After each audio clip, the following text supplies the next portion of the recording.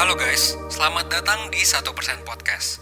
1% Podcast adalah bagian dari 1% startup life school terbesar di Indonesia. Dalam podcast ini kita bakal ngebahas topik-topik seputar kesehatan mental, pengembangan diri, serta edukasi life skills dengan tamu yang handal di bidangnya.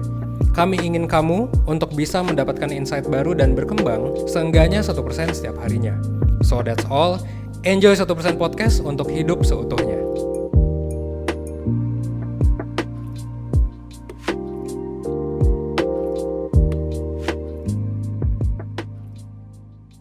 Hai Perseners, welcome to 1% Podcast. Balik lagi sama aku Sahila, mentor 1% yang akan jadi host kali ini. Nah, first of all, Happy New Year Perseners. Gimana nih resolusi tahun baru? Kan biasanya banyak ya kalau misalkan New Year, New Me gitu. Nah, buat teman-teman yang di tahun lalu banyak pengalaman yang gak enak, gak apa-apa, kita jadiin pelajaran aja, karena kita tahu kan ya, hidup ini adalah proses yang mungkin ada ups and downs-nya, tapi semuanya bisa kita jadiin pelajaran buat kita lebih baik di masa depan. Sama nih, kalau misalkan perseners di tahun lalu ada pengalaman yang gak enak, contohnya gitu ya, kayak diselingkuhin, mungkin tahun ini as a brand new person, kita akan lebih belajar lagi biar gimana ya caranya biar tahu kalau misalnya diselingkuhin, biar nggak kayak tahun lalu nih gitu. Pokoknya kita belajar buat jadi orang yang lebih baik lagi deh gitu, yang lebih aware sama keadaan dan segala macam. Kita akan bahas di podcast kali ini, cuman aku nggak sendirian nih. Ada temen mentor juga yang pastinya tahu banget tentang ciri-ciri orang selingkuh dan segala macam, yaitu adalah Kak Inta. Halo Kak Inta. Halo Kak Sahila, halo Perseners, Happy New Year. Apa kabar nih Kak Inta? Baik, puji Tuhan. Kamu apa kabar? Baik juga, alhamdulillah. Gimana nih Kak, tahun barunya? Oke. New Year New Me kan ya? Kok nggak new banget kayaknya?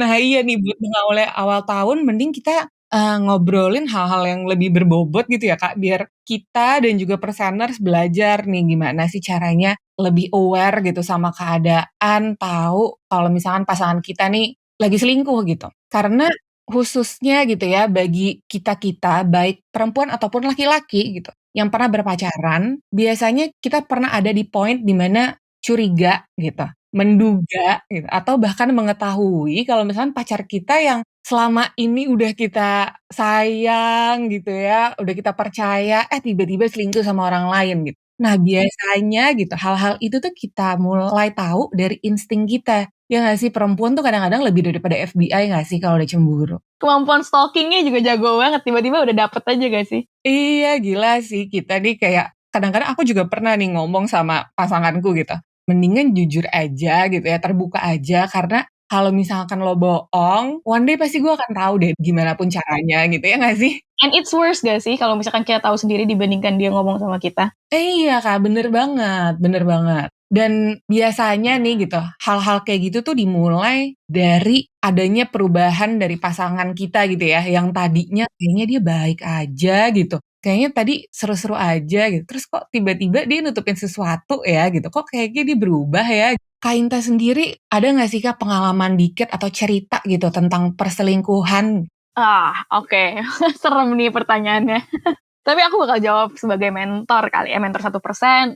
Aku juga udah sering beberapa kali nih nge-handle isu-isu perselingkuhan seperti ini, dan as an individual myself, banyak teman-teman aku yang juga ngalamin hal ini. Jadi I would say bahwa ini bukan isu yang jarang gitu ya Kak Sahila ya, ternyata cukup banyak gitu. Makanya ini kenapa kita angkat gitu kali ya di podcast ini gitu, untuk bener-bener yuk kita omongin yuk, ini mungkin kenapanya atau gimananya kita bisa tahu gitu bahwa kayaknya nih ada yang aneh nih, nggak usah fix, oh ini orang selingkuh gitu. Itu agak judgmental, tapi lebih ke ini kayaknya ada something different gitu, kayak yang tadi disebut sama Kak Sahila juga. Oke. Kalau misalkan aku pribadi as a person juga pasti punya ya pengalaman diselingkuhin gitu. Yang kayak tadi aku bilang, ya pasti karena ada suatu perubahan, taunya, terus habis itu awalnya tuh mungkin lebih dari ke tidak terbuka gitu ya. Kalau misalkan kita mau bahas trust ini kan berawal dibangun dari suatu keterbukaan dulu gitu. aku nih rasanya belum dapet gitu keterbukaan itu. Makanya trust-nya nggak bisa kebangun dan akhirnya aku kadang-kadang kurang tahu nih batasan di mana aku bisa bilang pasanganku selingkuh atau enggak. Karena terbuka aja belum gitu. Jadi aku pengen juga nih belajar, mungkin perseners juga relate ya gitu. Apa sih sebenarnya selingkuh, Kak? Oke, good question sih. Kalau tadi pas banget tadi Kak Sahila ngomongin trust. Jadi kalau misalkan selingkuh itu, I would say itu adalah betrayal of trust and commitment ya. Sebuah pengkhianatan gitu ya. Kalau bahasa Indonesia jadi kayak drama banget ya. Pengkhianatan dari rasa percaya dan komitmen itu sendiri dalam suatu hubungan gitu ya. Jadi kalau misalkan trust itu kan kita ngomongin bagaimana kita tahu bahwa oh kita pasangan kita nih has our back gitu ya. Kita bisa count on them gitu. Makanya trust itu tuh hal yang sangat tricky dan sulit tapi fundamental di dalam hubungan gitu ya. Susah banget untuk didapetin dan begitu udah dapet abis itu dikhianatin susah juga untuk balikinnya. Aku bilang susah tapi bukan berarti tidak bisa ya perseners ya. On the other hand, ini juga adalah betrayal of commitment. Bagaimana kita commit, bagaimana kita tahu bahwa oh kita sama pasangan ini all in gitu dalam hubungan ini gitu. Dan kita willing untuk memperbaiki hubungan, untuk make it work gitu. Itulah komitmen gitu. Dan pengkhianatan dari dua hal inilah yang disebut dengan perselingkuhan itu gitu. Dan kalau misalnya aku mau sedikit jelasin lagi, itu ada dua tipenya perseners. Mungkin ada yang lebih ya, ada yang sekarang ngomongin micro cheating dan segala macam. Tapi sekarang utamanya sebenarnya kebanyakan dua, yaitu emotional cheating dan physical cheating gitu. Dan emotional yang berhubungan dengan intimacy, kedekatan gitu, emotional connection. Dan physical tuh ya pasti ngomongin hubungan fisik gitu. Tapi balik lagi, kalau mau ngomongin itu kayak jauh lebih panjang lagi, aku cuma mau menekankan ngomongin tentang emotional cheating dan physical cheating bahwa batasannya tuh apa sih? Banyak yang nanya nih sebenarnya batasannya tuh apa sih yang disebut emotional, yang disebut dengan physical cheating. Itu beda-beda ya. Misalkan physical. Pasangan satu melihat kalau misalkan pelukan aja sama pasangan lain itu udah physical cheating. Sedangkan ada pasangan lain yang ngelihat, oh enggak kok itu belum. Itu harus sampai ciuman dulu itu baru physical cheating. Jadi kalau misalkan kita ngomongin batasan cheating itself, whether it's emotional maupun physical, itu aku strongly suggest perseners ngomongin sama pasangan masing-masing. Yang kita anggap cheating tuh apa sih? Gitu. Jadi selingkuh ini dibagi jadi dua ya, Kak. Ada emotion dan juga physical. Dan batas-batasannya ini sendiri berbeda-beda nih setiap pasangan gitu. Jadi perlu banget didiskusiin sama pasangan masing-masing. Nah, kalau misalkan kayak gitu kan batasan orang beda-beda ya. Psychology orang juga beda-beda gitu. Mungkin setiap pasangan punya background sendiri nih salah satunya. Kayak dulunya pernah diselingkuhin terus jadinya punya batasan yang lebih tinggi. Mungkin banget kan ya gitu. Makanya mungkin perselingkuhan ini bisa dikaitin juga kali ya Kak sama psikologis. Sangat bisa sih, sangat bisa. Ngomongin perspektif psikologisnya jadi dari beberapa aspek ya. Dari individu itu sendiri dan juga dari dinamika dia dengan pasangan. Itu ada dua psikologis tuh gitu. Maksudnya dari dua dinamika psikologis yang terjadi di situ. Jadi kalau misalkan ini berhubungan dengan kenapa mereka selingkuh, itu ada dua tadi, ada dinamikanya, dinamika hubungannya, dan juga ada traits-nya mungkin di dalam diri sendiri gitu. Tapi aku, kalau misalkan aku boleh kasih tahu ya, Kak Sahila ya, aku tuh baru kemarin ikut workshop dan webinar gitu, bahwa ternyata sekarang itu yang lebih dilihat dari psikologi, itu lebih ke dinamikanya sekarang kuatnya. Jadi mereka menemukan bahwa trait-traitnya individu sendiri aja tuh nggak cukup kuat untuk menentukan mereka bakal selingkuh atau enggak. Jadi ada orang-orang kan yang bilang, oh kalau misalkan dia, let's say gitu ya, narcissistic atau sosiopati, itu udah pasti mereka akan selingkuh. Not really gitu. Jadi mereka berdiri sendiri itu belum tentu akan membuat mereka selingkuh, tapi apabila itu dihubungkan dengan dinamikanya, dinamika hubungannya, dinamika dia dengan pasangan, itu baru mungkin bisa mengarah kepada the act of cheating itself, gitu sih. Oke, kebayang sih Kak. Kayak misalkan revenge cheating gitu ya nggak sih? Itu termasuk dinamika banget. Kayak kita mungkin pernah diselingkuhin, akhirnya kita ngerasanya, aduh sebelum gue disakitin, gue nyakitin duluan deh, gara-gara nggak mau lagi nih ngerasain sakit itu gitu. Ya, itu salah satu yang paling common loh, revenge cheating. Very good example Kak Sahila. Iya gitu, karena emang banyak banget sih. Kayak dia nih baik-baik aja gitu ya sama pasangannya gitu. As a person juga kayaknya dulu dia kayaknya tipenya nggak selingkuh deh gitu. Terus tiba-tiba one day kita ngelihat dia berubah banget gitu jadi sering selingkuh gitu. Terus setelah ngelihat patternnya, oh pasangannya duluan selingkuhin terus akhirnya dia udah nggak percaya lagi nih sama hubungan gitu. Akhirnya malah sering selingkuh dan segala macam. Wah, itu mungkin salah satu contoh yang nyambung banget sih ya sama dinamika hubungan gitu. Jadi mungkin kita nggak bisa judge juga ya kalau misalkan orang ini kayaknya ada potensi selingkuh dan dia akan terus selingkuh deh. Belum tentu ya, Kak? Belum tentu gitu. Kalau misalkan kita ngomongin why they cheat ya, itu tuh menurut aku endless sih ya, Kak Sahila ya. There's so many reasons, there's so many possibilities yang mendorong orang untuk melakukan hal ini gitu. Kayak tadi aku bilang ada dinamikanya, ada traits-nya, tapi ada satu researcher terkenal gitu ya terkait tentang interpersonal relationship namanya Gottman. Kalau misalkan teman-teman tahu juga, yang nemuin bahwa salah satu yang paling kuat sebenarnya alasannya kebanyakan dari individu itu selingkuh itu adalah deficiencies in relationship, jadi kekurangan di suatu hubungan gitu yang berhubungan dengan unmet emotional needs. Jadi kebutuhan emosi yang tidak tercukupi nih satu sama lain. Nah, ini tuh mengarah ke banyak hal nih, banyak banget tahapnya atau banyak banget tangganya tuh sampai ke cheating gitu. Jadi ada mengarah ke unresolved issues ya, ada masalah-masalah konflik-konflik gak terselesaikan, habis itu mengarah juga ke perasaan negatif, habis itu in the end, akhirnya nih yang paling kuat, endingnya mengarah kepada kita comparing pasangan kita dengan individu lain, dan kita idealizing hubungan alternatif gitu, kayak, oh kalau aku sama dia kayaknya lebih enak ya, aku sama dia kayaknya lebih ini ya, jangan pasangan aku kayak gini, gitu. Itu udah mulai bahaya banget tuh kalau misalkan udah sampai situ, gitu sih. Tapi balik lagi, itu dinamika yang cukup kuat, yang nggak semuanya kayak gitu ya. Ada aja orang yang selingkuh karena nggak berhubungan dengan keadaan hubungannya juga. Maksudnya kalau misalnya ada orang yang bilang bahwa, oh pasti hubungan utama dia nggak bahagia nih, makanya dia selingkuh. Not necessarily. Ada kok pasangan-pasangan yang sebenarnya bahagia tapi dia tetap selingkuh gitu. Jadi like I said, it was really possibility-nya banyak banget gitu. Oke, tapi yang paling common ini biasanya karena kekurangan di suatu hubungan gitu ya, di mana emosinya kurang tercukupi satu sama lain. Nah, mungkin Persaners banyak banget juga nih ngeliat di kehidupan nyata gitu ya. Ada couple yang kayaknya punya pasangan udah perfect banget gitu. Kok tiba-tiba dia tetap selingkuh ya gitu. Kita nggak pernah tahu gitu di dalamnya kayak gimana. Mungkin intimasinya kurang, akhirnya salah satu nyari connection di tempat lain gitu. Ngerasa lebih bisa dingertiin sama orang lain gitu. Cuman punya kebutuhan yang tetap dipenuhi sama pasangannya, jadinya alternatifnya adalah ya udah deh, kebutuhan yang gue nggak bisa dapetin di pasanganku yang ini sama orang lain, cuman yang bisa dipenuhin ya tetap sama pasangan gitu. Nah, sebelum kita nyampe ke situ gitu ya, semoga Persaners bisa dalam hubungan yang sehat juga gitu. Ini kita perlu tahu juga, kira-kira ciri-ciri orang selingkuh kayak gimana sih? Boleh nggak Kak Inta dijelasin dikit aja? Oke, kalau misalkan ciri-ciri orang selingkuh ya, dan juga mungkin jadi kayak gimana nih kita cara taunya mereka lagi selingkuh gitu ya. Itu tuh sebenarnya kalau misalkan aku research juga ya, itu tuh gak ada satu yang fix sih sebenarnya ya. Tapi aku bakal menekankan satu hal, yaitu ada perubahan kebiasaan gitu. There's a change of habit gitu ya. Jadi kalau misalkan aku tidak bisa semudah itu bilang kalau misalkan dia udah HP-nya nggak mau dilihat sama kamu, itu berarti dia selingkuh. Itu nggak bisa kayak gitu. Karena mungkin aja ada pasangan-pasangan yang dari awal mereka emang punya boundaries untuk tidak melihat sosmed atau HP masing-masing. Benar. Ya kan? Kamu buka HP masing-masing nggak? Kalau dulu sih enggak awalnya, cuman karena adanya betrayal of trust yang kayak tadi Kak Intan bilang gitu. Jadi ada beberapa kali di mana rasanya kita saling buka HP deh gitu biar tahu nih gitu. Salah sih.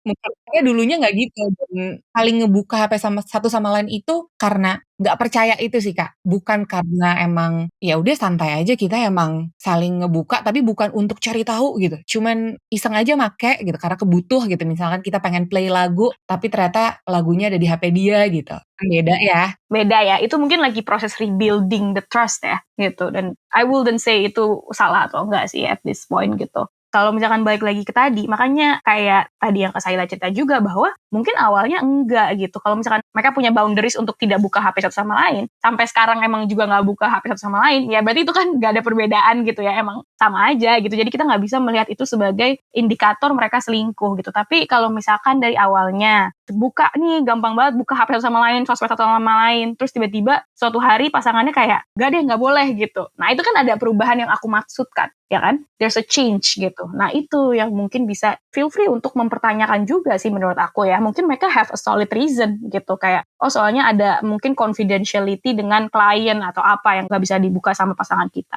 Nah perubahan-perubahan ini contohnya juga mungkin kayak tadinya dibawa ke party dengan teman-temannya atau hangout dengan teman-temannya tuh sekarang enggak gitu. Nah itu kan juga perubahan. Tapi balik lagi, kalau misalkan awalnya dari awal emang enggak dibawa ke teman-teman, ya sampai sekarang enggak dibawa, ya itu kan sama ya, konsisten gitu. Jadi ya itu tidak ada perubahan gitu. Jadi I would say despite of banyak banget kayak list gitu, ini ciri-cirinya gitu listnya. Tapi kalau misalkan yang aku utamakan adalah ada perubahan nih, habit, ada perubahan kebiasaan pada pasangan kita yang kita notice juga. I think itu yang utama sih menurut aku, Kak Sahila ya. Oke, oke, oke. Perubahan itu sih yang paling bikin kita aware, kayaknya ada yang aneh nih gitu. Akhirnya kita mulai mungkin stalking or something ya, Kak? Ya, betul. Dan tadi balik lagi ke Kak Sahila bilang di awal ya, ada insting. Tapi kalau misalkan ada perseners yang kayak, I'm so sorry to say this, kamu pernah diselingkuhin tapi kamu nggak kerasa sama sekali, kamu nggak sadar sama sekali, jangan merasa kecil hati juga ya, kayak jangan merasa kayak, aduh insting gue tumpul nih atau gimana. Karena banyak kok kasus yang memang kita nggak sadar gitu. Mereka mungkin dalam tanda kutip sejago itu dalam menyembunyikannya gitu ya. Keeping two lives, jadinya kita juga nggak sadar, dan jangan membuat kalian kecil hati bahwa insting kalian nggak jalan. Insting itu tidak work di semua orang kok gitu. Dan that's okay. Iya sih benar gitu. Makanya di sini kita belajar ya buat lebih aware lagi gitu. Nggak perlu takut, nggak apa-apa kita belajar bareng-bareng gitu. Nah, kan tadi kita ngomongin tentang adanya perubahan ya. Gitu. Nah, kayak misalkan contohnya kan tadi yang biasanya boleh buka handphone, ternyata tiba-tiba nggak boleh, terus biasa dibawa party sekarang tiba-tiba enggak gitu. Nah, ada juga nih kebalikannya gitu, yang tiba-tiba malah dia over attention yang kayak, oh dia perhatian banget, dia baik banget, terus habis itu malah kayaknya, aduh dijadiin nomor satu deh, padahal sebelumnya enggak gitu. Nah itu juga bisa nggak Kak? Jadi ciri-ciri orang cheating? Ini tricky banget ya pertanyaan ini, karena kalau misalkan aku bilang bisa, jadi semua pasangan yang tiba-tiba baik langsung kayak, kamu selingkuh ya gitu. Be careful ya perseners ya. Kita juga jangan sampai kita kayak mencari ciri-ciri itu gitu. Aku mungkin bisa bilang bahwa itu mungkin bisa menjadi salah satu ciri-ciri. Aku pernah baca juga kemarin, cheating dengan perasaan guilty ya. Jadi kita jadi over attention, kita karena kita merasa bersalah karena kita cheating, jadi kita jadi baik banget segala macam. Tapi kayaknya itu juga mesti dilengkapi atau dikombinasikan gitu ya dengan ciri-ciri yang lain gitu. Gak hanya itu doang bisa kita bilang dia cheating, atau bisa kita mulai suspicious nih. Tapi kalau misalkan itu mulai ditemani gitu ya dengan beberapa perubahan-perubahan lainnya gitu yang tadi aku sebutkan juga, mungkin itu bisa kita mulai curiga nih gitu ya. Tapi kalau misalkan hanya itu aja, rasanya sih kurang kuat ya untuk kita bisa mulai curiga gitu. Masa pasangan kita jadi lebih baik, tiba-tiba kita langsung melihat dia kayak, oh something strong gitu. Tapi balik lagi, mungkin bisa dikombinasikan dengan yang lain, atau juga mungkin ada there's a feeling gitu, yang tadi kita sebut juga insting juga, atau misalkan apa perasaan kamu gitu, bahwa ada yang berubah nih gitu. Balik lagi, yang tahu pasangan kamu the best adalah kamu ya, gitu, sebagai pasangan dia. Jadi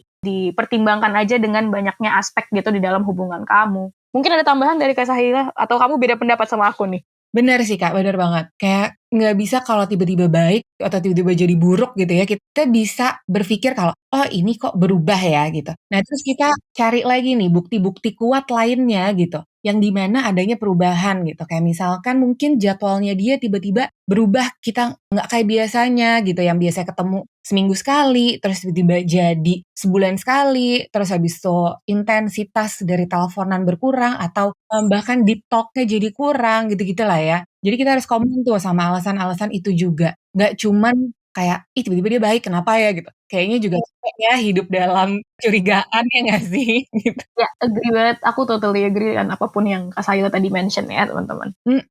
Gitu. Dan kita nih juga perlu banget sih sebenarnya untuk tahu love language pasangan masing-masing gitu. Karena kan ada beberapa orang ataupun pasangan yang selingkuh itu alasannya karena mereka kurang validasi gitu misalnya dari pasangannya. Kayaknya pasanganku kurang support aku gitu. Nah, kita perlu banget nih tahu, emang pasangan kita ngerasa dicintai kalau kayak gimana sih? Karena mungkin beda ya gitu. Kita sebagai pasangan aja, misalkan aku sama pasanganku gitu. Misalkan aku punya pasangan gitu.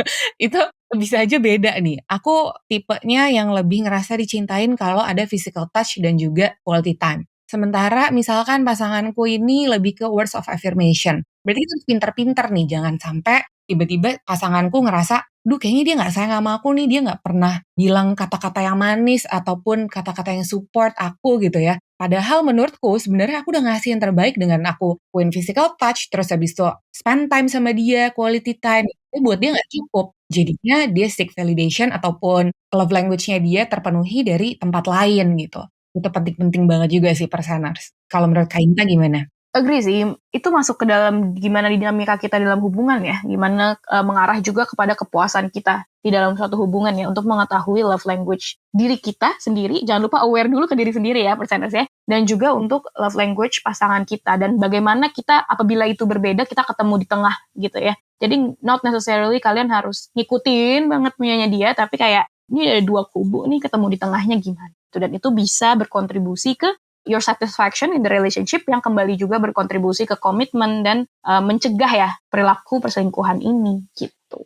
Oke Kak, kalau misalkan nih gitu kan tadi kita udah ngomongin tentang mencegah biar nggak selingkuh. Kalau misalkan ternyata gitu udah terlanjur nih diselingkuhin gitu karena kayaknya ciri-ciri yang tadi kita sebutin nih yang adanya perubahan terus kita udah combine sama hal-hal lainnya tuh kayaknya iya deh dia selingkuh gitu. Gimana sih cara deal with it? Oke, ini kompleks banget ya karena aku selalu bilang ini sih, I can say all this theory di sini, tapi kan aku nggak tahu gitu yang kalian alami gimana perasaannya, pasti naik turunnya, roller coasternya, someone betrayed your trust gitu, someone betrayed your commitment gitu dalam suatu hubungan, pasti must be really hard gitu. Tapi mungkin satu hal yang mungkin aku bisa tekankan adalah yang perlu kalian tanyakan ke dalam diri sendiri dulu before you do anything gitu ya, adalah apakah hubungan ini worth saving? Apakah kamu mau memperjuangkan hubungan ini? Dan tentunya ini juga begitu kamu konfirmasi ya, ternyata memang benar gitu bahwa asumsi kamu atau prediksi kamu benar, ya ini yang perlu kalian bahas sebagai pasangan dan perlu kamu pikirkan ke diri kamu sendiri, kamu refleksikan, pengen aku lanjutin gak nih? Gitu, apakah hubungan ini worth nih untuk aku perjuangin? Dan ini juga dibalikin lagi ke values-values kalian gitu ya, sebagai individu, values kalian dalam hubungan. Apakah ini sesuatu yang bisa aku tolerir dalam hubungan aku gitu. Kalau misalkan memang enggak, ya berarti tidak ada cara lain gitu ya untuk keluar, exit gitu ya from the relationship. Tapi kalau misalkan aku masih mau nih memperjuangkan ini karena dia gini, karena hubungan kita kayak gini, dan itu udah clear tuh, itu sejalan dengan values yang kamu miliki. Ya, there's going to, like I said tadi, rebuilding of trust, rebuilding of commitment gitu, dan itu aku bakal bilang tidak mudah. Dan there's a lot of books out there gitu, a lot of books, a lot of podcast, dan a lot of YouTube ya, yang bisa ditonton, dan mungkin juga nanti kita ada podcast 1% yang ngomongin lagi lebih dalam. Tapi I would say it's not going to be an easy and fast process ya. Oke, Kak, berarti kalau dari Kak Inta ini lebih ke tanyain sama diri sendiri dulu ya gitu, worth saving atau enggak. Kalau misalkan dari aku setuju sih sama itu karena kan setiap orang cara deal-nya beda-beda ya gitu. Ada juga nih yang lebih mau ambil waktu sendiri dulu deh buat berpikir gitu. Kita take time atau me time gitu ya buat refleksiin lagi yang kayak tadi Kak Inta bilang gitu. Sebenarnya ini worth saving nggak ya gitu? Apakah ini melanggar prinsip-prinsip aku atau value aku dalam berhubungan gitu? Atau bahkan ada juga yang sebenarnya udah paham banget nih sama value dia gitu. Kalau ini udah nggak bisa toleransi gitu.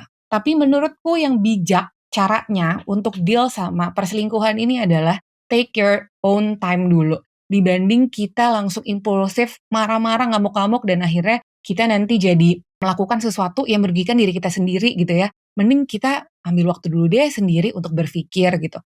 Tapi boleh banget nih untuk marah, untuk sedih, itu boleh banget, wajar ya untuk kita lakuin gitu. Cuman mungkin kita ambil waktu dulu untuk nyusun tuh kata-katanya. Sebenarnya aku marahnya kenapa sih gitu, aku sedihnya kenapa sih gitu. Dan misalkan memang harus putus, ya putus juga bisa ada pilihan nih kan antara putus yang baik-baik atau putus yang in a rush way gitu. Betul. Jadi ya emang selalu balik lagi ke diri sendiri sih. What do we want? What our next move gitu sebelum kita bahas ya. Tapi like I said ya, ini easier said than done ya Kak Sahila ya. Aku juga mungkin kalau misalnya refleksi diri, it will be very hard gitu ya kalau misalkan tahu pasangan aku ngelakuin hal itu terus kayak mesti diem dulu nih. Pasti pengennya langsung kayak kamu gini gitu.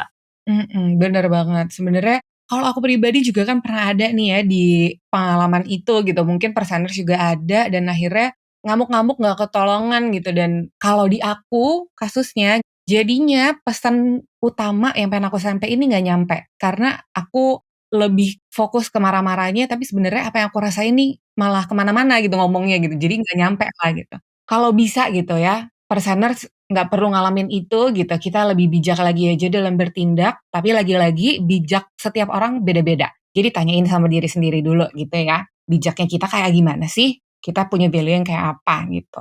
Nah, Kak Inta, kalau misalkan nih gitu udah ngerasa pusing banget Kak aku diselingkuhin gitu atau kayaknya pasangan aku udah mulai nggak jelas nih gitu. Bisa nggak sih Kak mentoring di 1%? Bisa banget. Ketemunya sama kita ya, Kak Sahila ya. Ayo mentoring sama kita kalau misalkan mulai ada ciri-ciri mungkin yang pengen dibahas sama kita atau mungkin udah amit-amitnya kejadian dan kalian lagi berusaha untuk menentukan nih mau dilanjutin atau enggak atau apapun yang mau dibicarain di luar dari topik ini juga bisa banget ke 1%.net ya. Bener. Kalian pun juga bisa pilih jadwalnya, bisa pilih juga mentornya pengen siapa gitu. Dan kalau misalnya memang udah milih mentoring ini adalah safe space buat kalian ngomongin apa aja yang kalian rasain dan juga kalian pikirin. Jadi nggak usah khawatir akan ada judgement gitu ya. Atau kalau misalkan pengen nonton video-video edukasi gitu ya, bisa juga nih ngeliat di YouTube 1% ataupun konten-konten menarik lainnya. Ada di Instagram @1%official dan juga kunjungi 1%.net untuk daftar layanan mentoring dan juga konseling kalau misalnya memang dibutuhin nih Perseners. Nah, thank you so much Perseners udah dengerin ini dan thank you so much juga untuk Kak Inta untuk sharing banyak banget yang pastinya sangat insightful dan juga berguna nih bagi kita semua. Oke, kalau gitu good luck juga buat Perseners untuk menghadapi hubungannya gitu ya. Kalau misalkan ada apa-apa bisa banget hubungin 1% biar at least kita berproses 1% setiap harinya. Sampai ketemu di podcast lainnya. Sampai jumpa.